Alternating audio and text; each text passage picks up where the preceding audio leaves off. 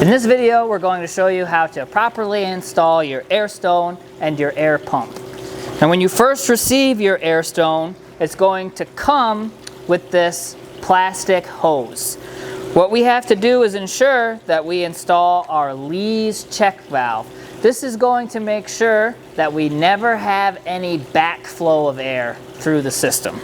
The Lee's check valve is labeled with air in and air out. You want to make sure that you orient it in the correct direction when you go to install it. You'll simply cut the hose, install the air in side of the Lee's check valve towards your air pump.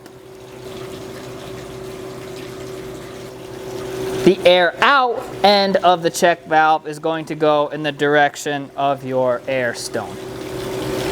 Now we're ready to install the Airstone into the aquarium.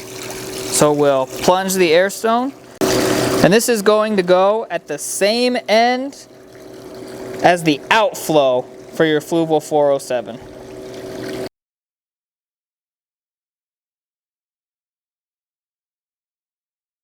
We are ready to power on the Airstone.